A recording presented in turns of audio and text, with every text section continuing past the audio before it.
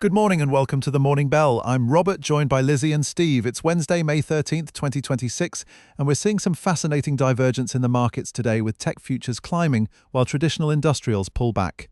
Lizzie, what are the main themes you're seeing in today's news?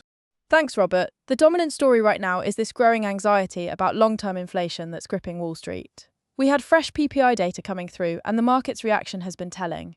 We're seeing mortgage rates hit their highest level in 5 weeks, and there's serious discussion about disinflation disappearing from the equation.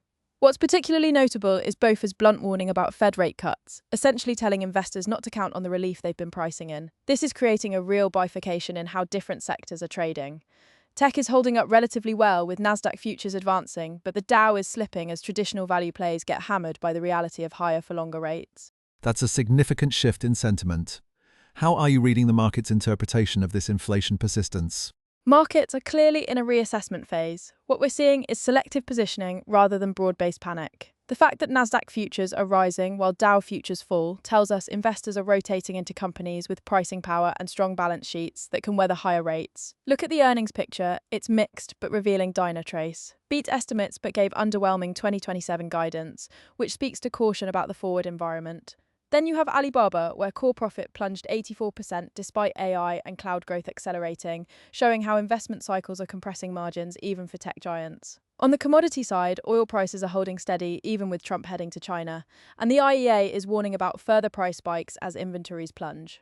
That's not a deflationary signal. India doubling tariffs on gold imports and grabbing Russian oil before waiver expiry shows emerging markets are preparing for a tighter, more expensive commodity environment.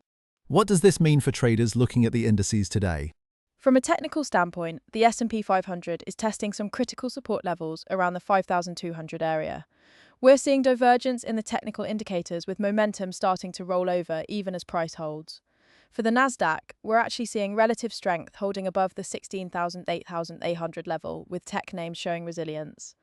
The key resistance to watch is 17,200, and if we break through there with conviction, we could see a run towards 17,500. The Dow is the weakest of the three, trading below its 50-day moving average and showing clear distribution. I'd be watching the 38,500 level as critical support. A break below that could trigger another leg down toward 37,800. The volume patterns are telling us that institutional money is being selective, not just selling everything, but definitely rotating out of rate-sensitive sectors. Given this environment, where are you seeing the best trading opportunities?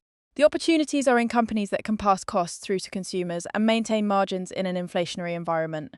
Energy names are interesting here, with oil inventories plunging and the IEA warning about price spikes. I'm also watching the defense and aerospace sector closely given the geopolitical developments. On the short side, highly leveraged companies in rate-sensitive sectors like commercial real estate and regional banks are vulnerable. The mortgage rate spike to 5-week highs is a red flag for housing-related plays. What's interesting is that home buyers are shaking off the rate increases for now, but that's typically a lagging indicator. I'd be cautious about home builders and building materials companies over the next few weeks. The options market is pricing in elevated volatility, so strategies that benefit from range-bound choppy action like iron condors might work well here. For swing traders, I'd focus on overnight gaps and fade extensions given the uncertainty around inflation data and Fed positioning.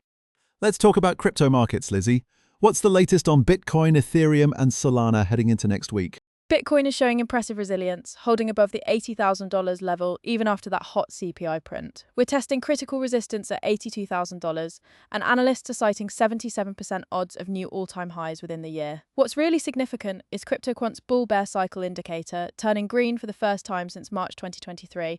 That's a major technical signal. The sentiment is cautiously bullish with a target range of $85,000 to $90,000. For next week, if we can break through current resistance, institutional adoption continues to build, with Square reaching 1 million Bitcoin-enabled merchants and Schwab Crypto going live for retail clients. However, there's some selling pressure from Jane Street reducing ETF holdings and Exodus dumping over 1,000 BTC, so it's not all one-way traffic. On the institutional side, we're seeing a clear divide between long-term holders who are accumulating and some tactical sellers taking profits. Ethereum is looking moderately bullish with a target around $2,600. The big development here is the new clear signing security standard to prevent malicious transactions, which addresses a major pain point in DeFi. DeFi. We're also seeing institutional interest pick up with Jane Street adding Ether funds and Wells Fargo increasing ETF exposure. JP Morgan launching an Ethereum-based reserve fund called JLTXX is a significant validation of the platform for institutional treasury management. The technical setup suggests potential for 8 to 12% upside if we break above $2,400. Solana is the laggard of the three with neutral to bearish sentiment. There's limited positive news flow, and we saw OPEC reporting Q3 losses attributed to Solana treasury positions, which creates some selling pressure without major catalysts. Solana will likely just follow broader crypto market trends and may underperform Bitcoin and Ethereum. I'd wait for clearer directional signals before adding exposure there. That's a comprehensive look at the crypto landscape. Before we wrap up, remember that everything we discuss here is for informational purposes only. Do your own research and consult with financial advisors before making investment decisions. The markets are complex, and what works in one environment may not work in another. If you found today's discussion valuable, please subscribe to The Morning Bell and join us tomorrow as we continue tracking these developing stories. I'm Robert, and on behalf of Lizzie and Steve, thanks for listening and good luck out there.